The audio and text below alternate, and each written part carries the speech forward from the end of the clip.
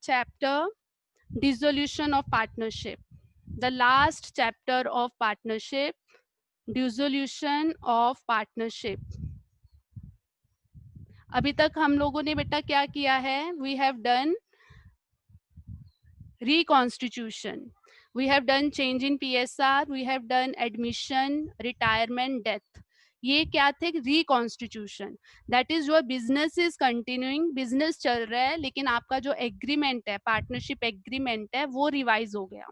किसी के आने से कोई पर्सन छोड़ के चला गया है, तो आपका रिकॉन्स्टिट्यूशन हुआ था. But now it's dissolution. Dissolution means the partnership is completely dissolved. खत्म हो जाना है. End of the partnership. Not only agreement but the business. The partnership का खत्म होना, that is called dissolution. So dissolution, reconstitution था the end of partnership agreement, the existing agreement, end of the existing agreement. But here dissolution का मतलब क्या है? The end of the partnership, right? So partnership का जब end हो जाता है, end of partnership, end of business, that is called dissolution, right? So when the partners cease to exist to continue the business, that is called dissolution. So dissolution means the end of the partnership among the partners. अब reconstitution में हम लोग क्या करते थे? हम लोग revalue करते थे एसेट्स का, लेकिन because this is end of business, end of partnership, तो हम इसमें sale of assets and payment of liabilities, because आप बिजनेस खत्म कर रहे हो तो आपको अपनी लाइबिलिटीज पे ऑफ करनी है, उसके लिए हम इसमें sale of various assets and payment of liabilities इसको स्टडी करेंगे. उससे पहले the partnership can be dissolved by, what are the modes of partnership dissolution, how it can be dissolved? क्योंकि इसकी थ्योरी भी पूछ ली जाती है 1 मार्क में. तो फर्स्ट मोड है normal agreement, by mutual agreement, by the consent of all the partners. If all the partners agree that we should dissolve the firm, सब एग्री कर रहे हैं, तो simply by mutual agreement the firm dissolves, partnership खत्म हो जाती है. Second आ जाती है कंपल्सरी डिसोल्यूशन. कब हो जाती है? सो कंपल्सरी डिसोल्यूशन होती है जब all the partners they become insolvent, that is financially they are not able, they become insolvent. So when all the partners become insolvent,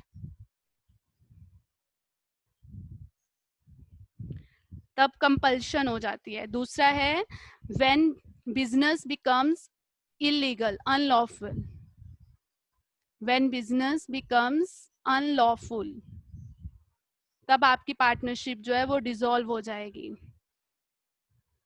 fine. तो पहले बिजनेस लीगल था, but because of changes in the government policies अब आपका business जो है वो अगर illegal declare हो जाता है, जहाँ अनलॉफुल बिजनेस हो जाता है, तो उस केस में इट मीन्स कि it's a compulsion that we should dissolve the firm. So the second is compulsory dissolution. Third is partnership by notice, dissolution by notice. If you remember, मैंने आपको उसमें बताया था पार्टनरशिप इज एट विल, जब मैं हम लोगों ने रिटायरमेंट किया था. Anyone remembers what is partnership at will? मैंने कहा था कि retirement can be there and if the partnership is at will. किसी को याद है क्या था? That is, any person who wants to retire just give the simple notice to other partners that I want to retire. This is called partnership at will. So when the partnership जो है वो at will हो, आपका जो existence है partnership की, वो if the partnership is at will, तो partnership can be dissolved simply by giving notice in writing to all the other partners. So by giving notice in writing, so if a single person wants to dissolve the partnership, he simply give notice in writing to all the other partners regarding his intention to dissolve the firm. So by simply giving notice in writing to all other partners. So partnership is at will means any person can show his intention by writing a notice to other partners that let's dissolve the firm, that I want to dissolve the firm. After that, it depends upon the mutual consent whether to dissolve it or not. Similarly, partnership at will के अंदर the person who wants to retire, he simply give notice to the other partners in return that I want to retire from the firm. So it's by notice, it normally occurs and in case of partnership at will. And fourth case is on happening of any event. On happening of an event. So there are number of events जिसमें a partnership can be dissolved. For example, if the partnership is for some specific purpose, तो अगर वो specific purpose complete हो जाता है, it means कि partnership जो है वो डिसॉल्व हो जाती है, राइट अगर देर आर टू पार्टनर्स, अगर किसी एक पार्टनर की डेथ हो जाती है, इट मीन्स पार्टनरशिप जो है वो डिसॉल्व हो गई, राइट इफ पार्टनरशिप में सारे पार्टनर्स जो है इंसॉल्वेंट हो गए, अगेन इट मीन्स कि पार्टनरशिप जो है वो डिसॉल्व है, fine. So happening of any event means कोई भी इवेंट हो सकती है, लेकिन नॉर्मली क्या है, if the specific purpose for which the partnership is constituted that completed, the particular venture, the particular contract completed. For example, दो तीन partners मिलके they buy a land and they started constructing the house बन गया, उन्होंने cell कर दी, बस after that they share the profits, it means कि partnership खत्म हो गई, because this is specially for that particular purpose only, right दो पार्टनर्स हैं, एक की डेथ हो गई, दूसरा जो है वो क्या करेगा अकेला, तो पार्टनरशिप खत्म हो गई. So on the happening of any event जो है the partnership they it can be dissolved. And the last is by court, by the order of court, legal जिसको हम बोलते हैं, लीगली डिसॉल्व हो जाना फर्म का.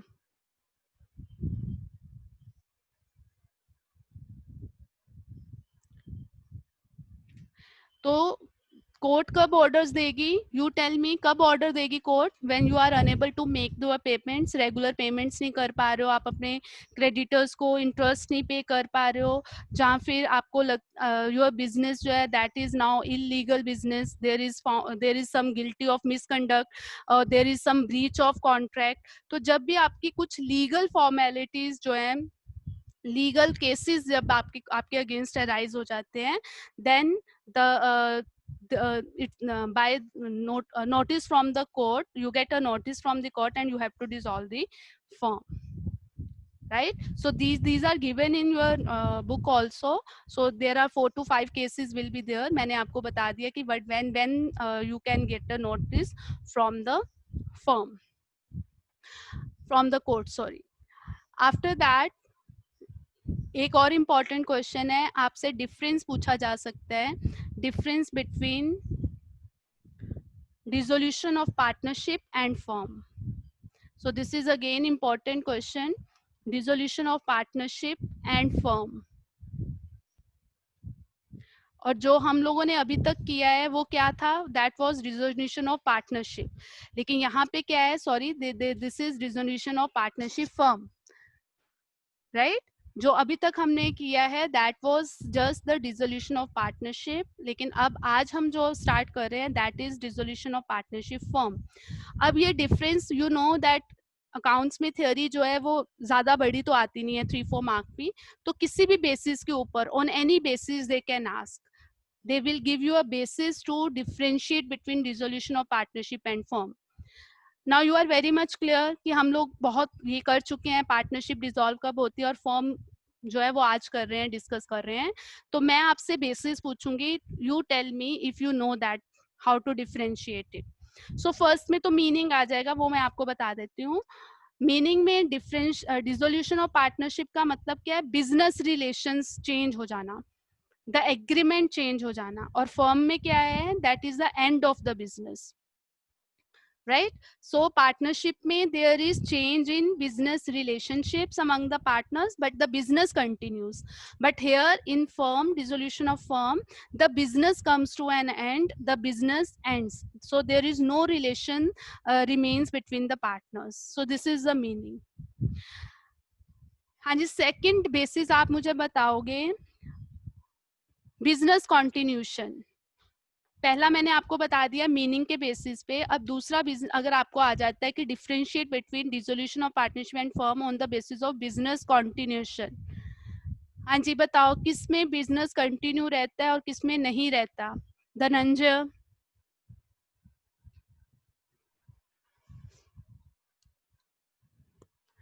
धनंजय. Yes ma'am. हाँ जी, बताओ बेटा, out of these two types of dissolutions business continue किस में रहता है? Is it in dissolution of partnership और इज इट इन आपकी आवाज कट गई अभी. बिजनेस कंटिन्यू कहाँ रहता है? इज इट इन पार्टनरशिप और फॉर्म? डिसोल्यूशन ऑफ पार्टनरशिप और फॉर्म?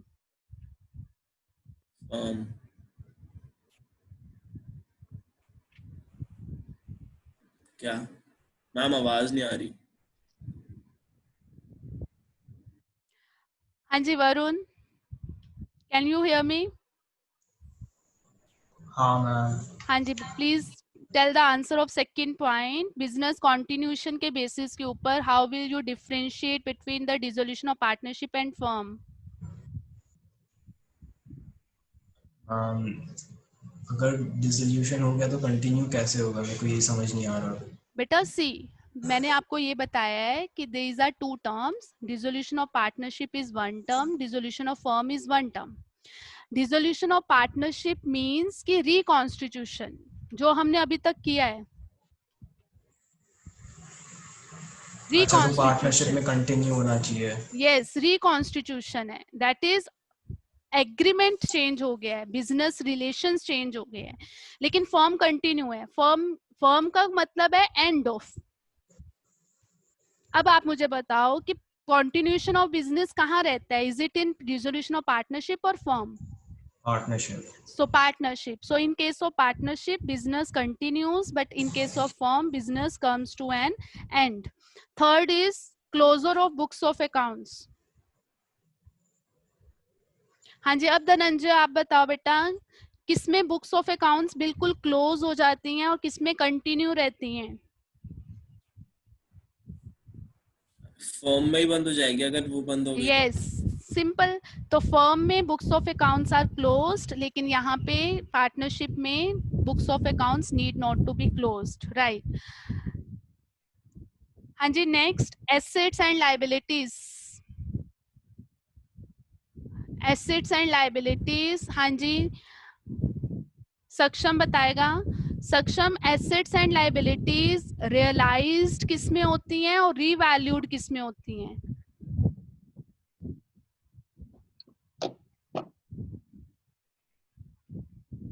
मैम रीवैल्यूड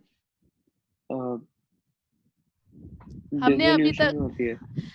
ये दोनों ही डिसोल्यूशन है, बट आपको मुझे ये बताना है कि वो पार्टनरशिप में रीवैल्यूड होती हैं या फर्म की डिसोल्यूशन में रीवैल्यूड होती हैं? मैम फर्म में. फर्म में रियलाइज्ड होती हैं. फर्म का मतलब मैंने आपको बताया ना कि पार्टनरशिप खत्म हो गई है, right? Partnership comes to an end, तो उसमें हम लोग एसेट्स और लायबिलिटीज को बेचते हैं, रियलाइज करते हैं.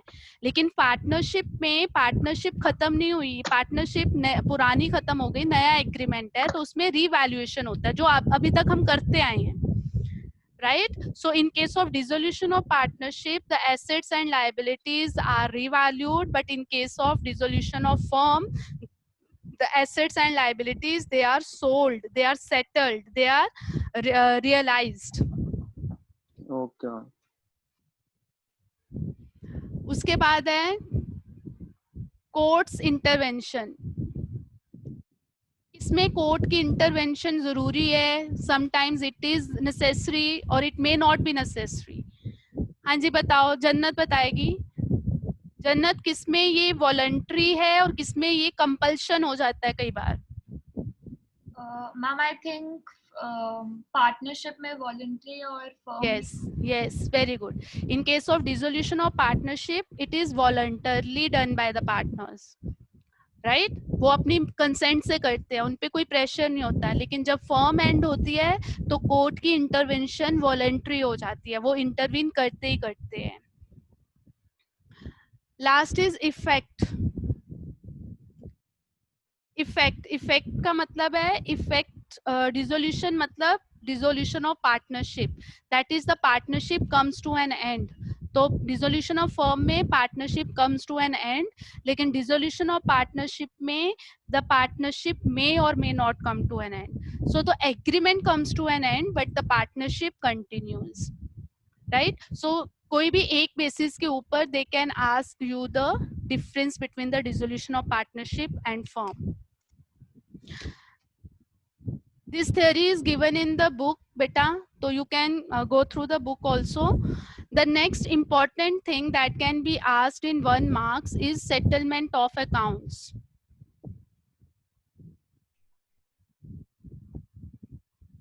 सेटलमेंट ऑफ अकाउंट्स, इसके लिए आपको सेक्शन भी लर्न करना है. This is given under section 48. अगर आपको 1 मार्क में कोई क्वेश्चन आता है तो आपको सेक्शन मेंशन करना चाहिए जिनके सेक्शंस गिवन है, राइट? सेटलमेंट ऑफ अकाउंट्स का मतलब है कि हम पे कैसे करेंगे. फर्म डिसॉल्व होगी, हमने एसेट्स बेच दी, अब हमें पेमेंट कैसे करनी है. That is which accounts are to be paid first, which accounts are to be paid. So what is the sequential order to pay the accounts, right? So इसमें आपका सबसे पहला क्या है कि हमें पेमेंट कैसे करनी है. तो फर्स्ट आपके जो एसेट्स हैं, the assets, all assets should be applied. किसके लिए हमें इनको यूज करना है? सबसे पहले हम क्या पे करेंगे? You tell me. आपके पास बैलेंस शीट में क्या क्या लायबिलिटीज होती हैं, उसमें से सबसे पहले हमें किससे पे करना है? अर्जुन, अर्जुन, बैलेंस शीट में आपकी कौन सी लायबिलिटीज हैं? थर्ड पार्टीज होती हैं, जैसे क्रेडिटर्स हो गए, फिर आपके पार्टनर्स के लोन होते हैं, फिर आपके पार्टनर्स के कैपिटल अकाउंट्स होते हैं. अब मुझे ये बताओ, सबसे पहले हमें किसको पे करना है, करना चाहिए सबसे पहले? हम क्रेडिटर्स को.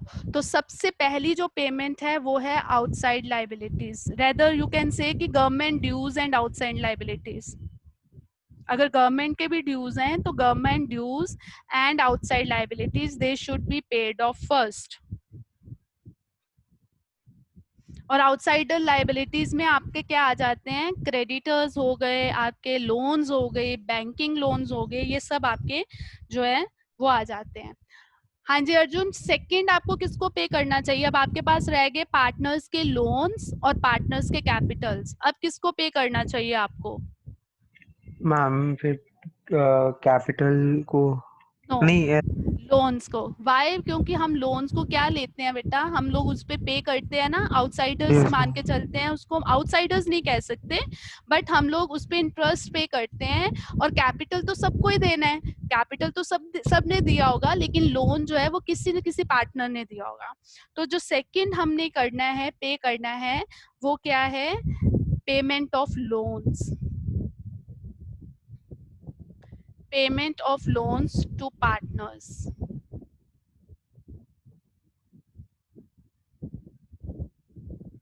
और यहाँ पे मैं लिख रही हूँ रेटेबली. रेटेबली इसलिए लिख रही हूँ कि लेट अस सपोज कि पार्टनर्स के लोन ज्यादा हैं लेकिन आपके पास मनी कम है, तो प्रोपोर्शनेटली हम उनको पेमेंट कर देते हैं.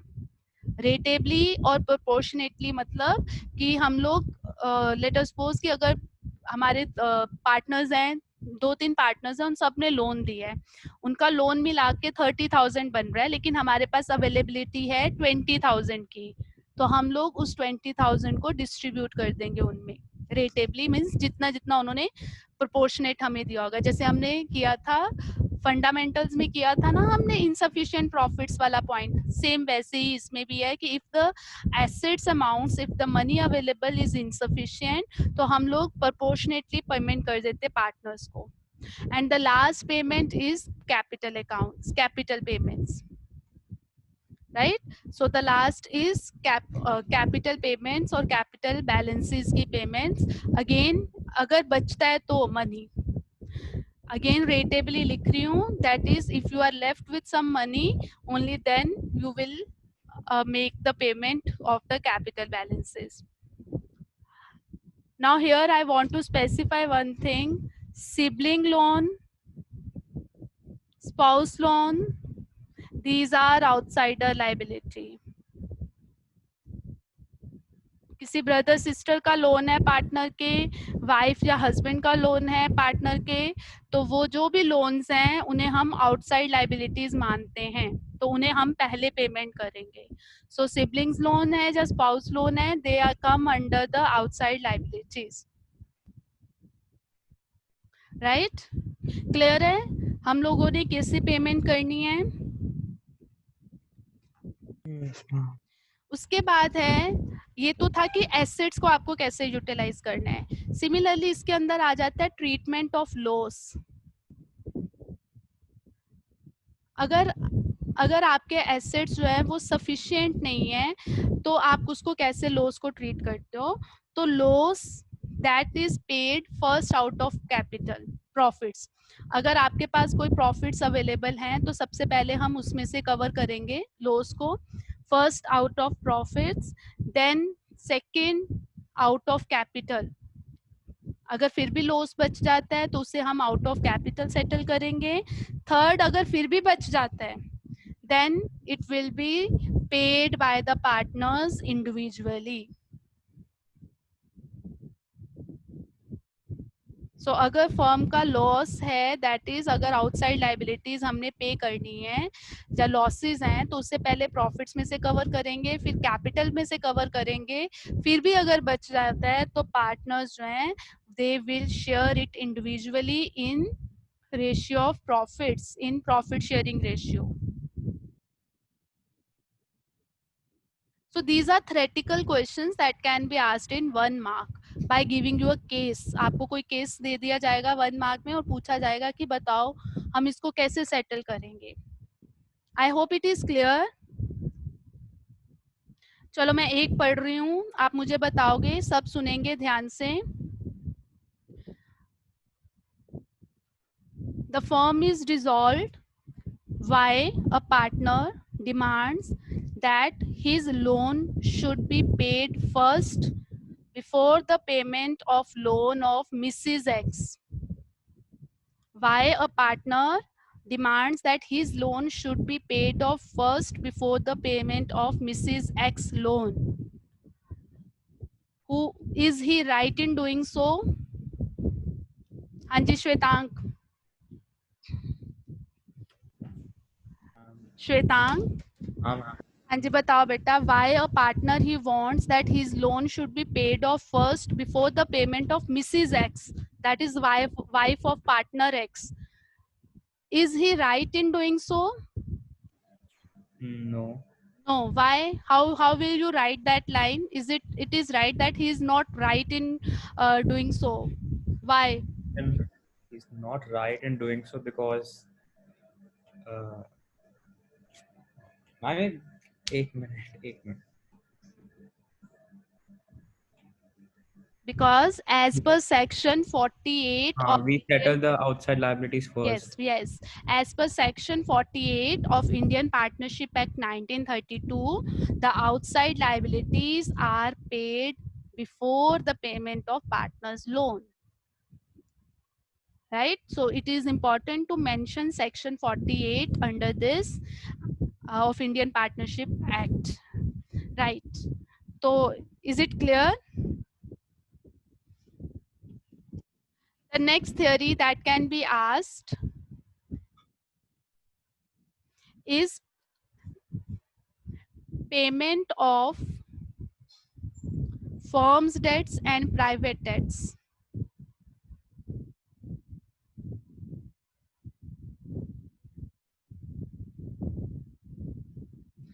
Firm's debts and private debts. This is under section 49. Firms debts का मतलब क्या है कि जो डेट फर्म के हैं, the liabilities of the firm, right, and you know that firm के डेट्स जो होते हैं वो सब पार्टनर्स की लायबिलिटी होते हैं. प्राइवेट डेट का मतलब क्या है? The debts taken personally by a partner. Partner ने अगर पर्सनली कोई डेट लिया हुआ है तो उस केस में वो प्राइवेट डेट है, तो उस केस में he is personally liable for that debt. लेकिन in case of firms debt all the persons they are liable, right. So how to make payment of these debts? The firm's property or assets, वो सबसे पहले किसको use किया जाएगा उसको payment करने के लिए? Firms debts. So firms property और assets first applied for the payments of firms dates.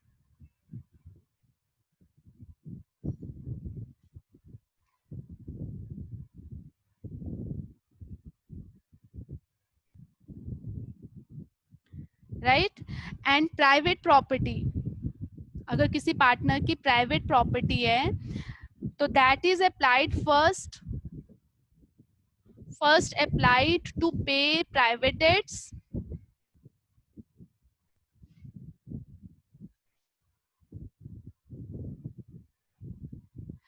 and if any excess is there or surplus is there, if any excess or surplus is there,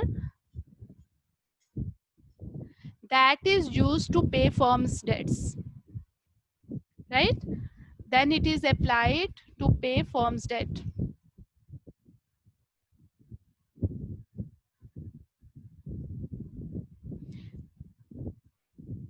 तो आप partner को insist नहीं कर सकते हो कि वो सबसे पहले फर्म के डेट पे करे, लेकिन अगर फर्म की प्रॉपर्टी जो है वो इनसफिशिएंट है for the payment of firm debt, then the private properties of the partners they will be used first to pay firms debts, and after that if any there is any surplus, sorry, private property is first used to pay private debts, if any surplus left that will be used to pay the firms debts. Right, so this is given under section 49. I hope it is clear. The concept is clear. What is dissolution of firm? Clear? Yes, ma'am. Okay. अब आपको लिखना है बेटा. हाँ जी, ये वैसे सब theory given है, लेकिन अब जो पोर्शन है वो वैसे इसका भेज देना आप. आगे. नाउ इन डिसोल्यूशन हम लोगों ने अभी तक किया है, रिवैल्यूएशन अकाउंट बनता था, राइट, रिकॉन्स्टिट्यूशन में. In dissolution what are the various accounts prepared? Realisation account is prepared. Instead of revaluation we prepare revaluation account. So revaluation account में हम लोग सारे एसेट्स का कितना हमने पेमेंट किया है, हमें कितना मिला है, कितनी लाइबिलिटीज को पे ऑफ किया है, ये सब चीजें जो है वो रियलाइजेशन अकाउंट में हम डालते हैं. ठीक है. The second account which is prepared in dissolution is partners capital account. Partners capital accounts normally जो हम प्रिपेयर करते हैं. थर्ड, पार्टनर्स के अगर लोन अकाउंट अपेयर हो रहे हैं तो वो भी sometimes they ask to prepare partners loan accounts also. And fourth, instead of balance sheet, क्योंकि बैलेंस शीट तो बनेगी नहीं, इसमें फर्म ही खत्म हो रही है तो बैलेंस शीट कहाँ से बनेगी? सारे एसेट्स हमने डिस्पोज ऑफ कर दिए, सारे लाइबिलिटीज को पे ऑफ कर दिया, तो एंड में हमें क्या बनाना पड़ता है इसमें? कैश और bank account. So just as balance sheet, if balance sheet tallies, हमें लगता है हमारा क्वेश्चन सही है. सिमिलरली इफ कैश और बैंक बैलेंस टैलीज इक्वल हो जाता है अगर दोनों साइड्स, तो इट मींस कि कहीं ना कहीं हम लोगों ने क्वेश्चन सही अटेम्प्ट किया है. So these are the normally 3 accounts are prepared: realization account, partners capital account, cash and bank account. Partners loan, if it is specifically asked to prepare all the ledgers, then you have to prepare, right? So realization account, partners capital account and cash and bank account. So today we'll start with realization account. इस chapter के journal entries बहुत ही ज़्यादा important हैं. 95% chances यही होते हैं कि इसमें से जर्नल ही आता है, but now the situation something different, क्योंकि एडमिशन और रिटायरमेंट में क्वेश्चंस, लॉन्ग क्वेश्चंस जो हैं वो डिलीट कर दिए उन लोगों ने जो एडजस्टमेंट्स वाले थे. So there is a chance, maximum chances are there that long question 8 marker can come from this chapter, the full-fledged question.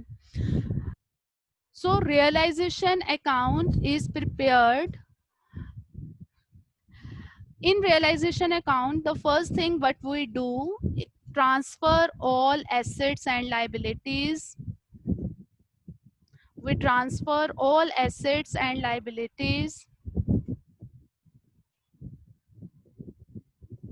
at book value. Why we do this? Simply we close the balances, assets and liabilities balances को हम close कर देते हैं इसमें transfer करके. Book values के ऊपर हम सब एसेट्स और लाइबिलिटीज को ट्रांसफर करते हैं. Now very simple to frame the journal entry. All assets they have which balance? Debit. अब जब हम उनको क्लोज करेंगे तो क्या करेंगे उसको? क्रेडिट. और रियलाइजेशन अकाउंट क्या हो जाएगा? Debit. So simple first entry जो हम डालेंगे to for transferring assets,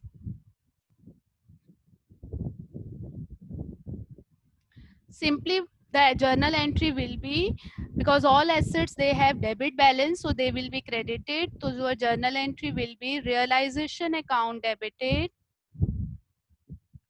to assets, all assets individually. Individually का मतलब है you will write to stock, to debtors, to building, to machinery. So all assets individually at book values. And for transferring liabilities, book value, balance sheet value. हाँ, balance sheet वाली.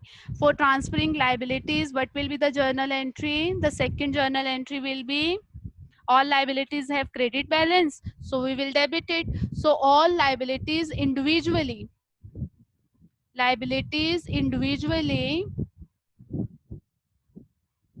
debited to realization. So what we did in the first thing we did is we simply close the balances, the all assets and liabilities. They simply by transferring it, what happens? The assets and liabilities, they no longer exist in our books now. अब कोई भी asset नहीं है हमारे पास, कोई भी liability नहीं, balance नहीं है, रेदर कोई लाइबिलिटी और एसेट का बैलेंस नहीं है, हमने सिंपली उनको ट्रांसफर कर दिया. So transferring assets, the journal entry will be realisation to assets, and for transfer of liabilities the journal entry will be liabilities to realisation. Now some important points जो आपको याद रखने हैं while transferring assets and liabilities, वो important points क्या हैं? लिख लो इसको इतना सा, फिर मैं करवाती हूँ आगे. Hurry up. हाँ जी, अब मैं कुछ important points लिखवा रही हूँ आपको. While transferring assets, what are the various important points? The first important point is assets against which some reserves are there. Provisions against which provisions exist. Provisions or reserves exist. Can you name some assets जिनके against provisions और reserves होते हैं?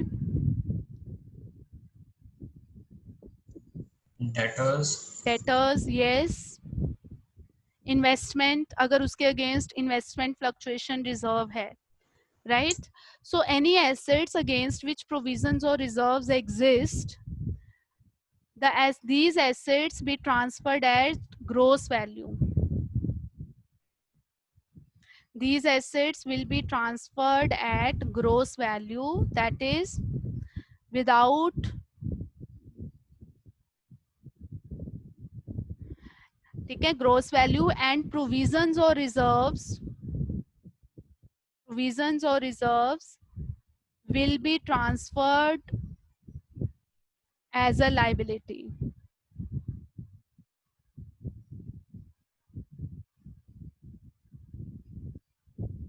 For example, आपके पास asset side पे debtors हैं 20,000 और 2,000 का provision है उसके अगेंस्ट,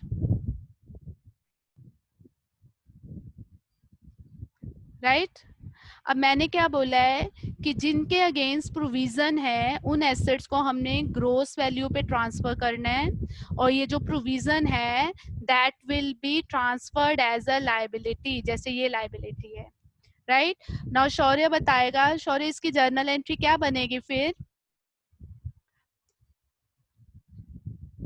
नहीं पता मैम। आपको ये कंसेप्ट समझ आया नहीं है? समझ आ गया। हाँ, तो फिर मुझे बताओ, ये एसेट ट्रांसफर करने की जर्नल एंट्री है। Provision for doubtful debts to debtors. No,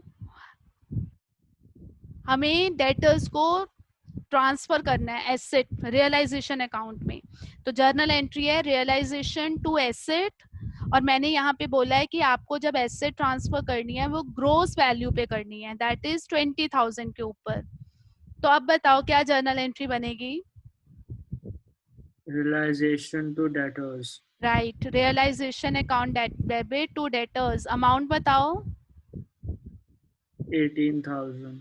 no, यहाँ भी यही चीज मैंने बताई है, that should be at gross value, net value पे नहीं, this is the net value, हमें ग्रोस वैल्यू पे लेना है, दैट इज 20,000 पे लेना है, ट्रांसफर करना है, और ये जो प्रोविजन है इसे हमें एज अ लाइबिलिटी ट्रांसफर करना है। बताओ फिर इसकी दूसरी एंट्री क्या बनेगी? Provision to realization 2,000. Right, provision for debtors debited to realization 2,000. Is it clear? So any asset जिसके अगेंस्ट आपकी कोई भी प्रोविजन है या रिजर्व है, उसे हमने ग्रोस वैल्यू पे ट्रांसफर करना है, उसे ग्रोस वैल्यू पे क्लोज करना है, और जो भी आपका प्रोविजन या रिजर्व होगा उसके लिए हमें क्या करना है, अलग से उसे लायबिलिटी में ट्रांसफर करना है। सिमिलरली मैं अगर यहाँ पे ये लेती हूँ कि आपका इन्वेस्टमेंट एग्जिस्ट कर रही है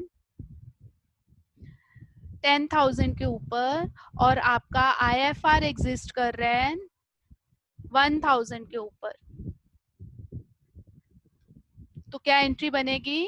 सिंपली इस इन्वेस्टमेंट को हम 10,000 में ट्रांसफर करेंगे, रियलाइजेशन डेबिटेड टू इन्वेस्टमेंट, और ये जो आपका IFR है इसे भी हम ट्रांसफर कर देंगे IFR debited to realisation. So this is the first important point जो आपको याद रखना है कि ज्यादातर जो है वो आपको डेटर्स का ही आएगा, ठीक है? So if there is any reserve और provision exist against any asset, तो हमें रिजर्व्स को अलग से शो करना है और एसेट को अलग से ट्रांसफर करना है, ठीक है? The second point which you should keep in mind while transferring the assets, that is reserves, profits or accumulated losses.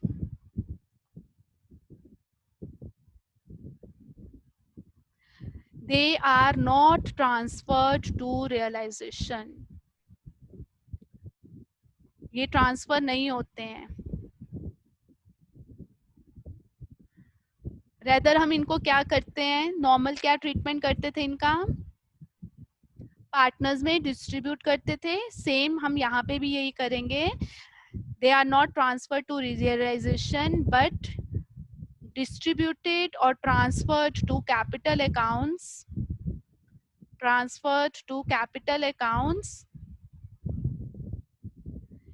in profit sharing ratio, ठीक है, जो हम नॉर्मल ट्रीटमेंट करते थे।